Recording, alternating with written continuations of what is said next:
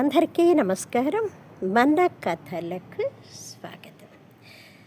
కార్తీక మాసంలో చేసే చిన్న పుణ్యకార్యమైన ఏ దానమైన ఏ చిన్న పూజ అయినా సరేనండి, విశేషమైన ఫలితము వస్తుందని చెప్పుకున్నాం కదా.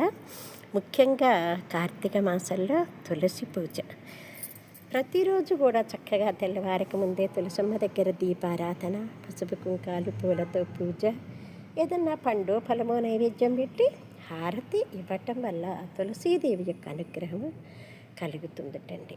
ముఖ్యంగా రోజు కనీసం వీలు కాకపోతే సోమవారాలు, పౌర్ణమి, ఏకాదశి, ద్వాదశి, పోలి స్వర్గంకి వెళ్ళి రోజు ఇలా ఏదైనా విశేషమైన రోజుల్లోనైనా కనీసం చక్కగా దీపాలు పెట్టి హారతిస్తే అమ్మవారి యొక్క అనుగ్రహం అనేది కలుగుతుందన్నమాట. ఏ ఇంట్లో అయితే తులసి పూజ జరుగుతుందో ఆ ఇల్లు నిత్య కళ్యాణము పచ్చతోరణంగా వృద్ధిలోకి వస్తుందన్నమాట. అందుకే కదండి మహావిష్ణువుకి తులసి దళం అంటే మహా ఇష్టం కదా.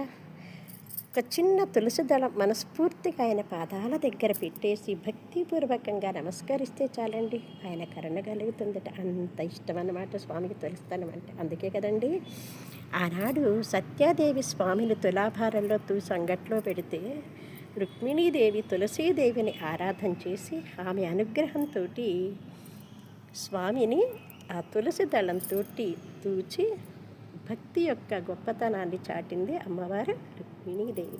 అంటే తులసి యొక్క గొప్పతనం ఎంత ఉందో చూడండి. అలాంటి తులసీదేవికి మనము ఒక సుప్రభాత పాటండి. ఇంకోటి మన ఇంట్లోనండి తులసి, లక్ష్మీ తులసి, కృష్ణ తులసి రెండు మొక్కలు కూడా కలిపి పెట్టుకొని పూజ చేయాలన్నమాట. అలాగే ఒక ఉసిరి కొమ్మ కూడా పెట్టుకొని పూజిస్తే చాలా మంచిది కార్తీక మాసం. మరి వినండి.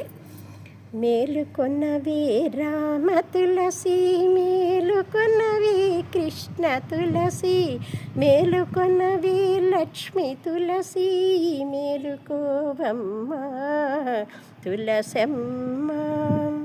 అమ్మ నీ బృందావనంబు అలికెదను గోమయము చేత, అమ్మ నీ బృందావనంబు అలికెదను గోమయము చేత, అలికితే అత్యంతమైన పాపములే బోవు. మేలుకొనవే రామ తులసి, మేలుకొనవి కృష్ణ తులసి, మేలుకొనవి లక్ష్మీ తులసి, మేలుకోవమ్మ తులసమ్మ. సర్వే జనా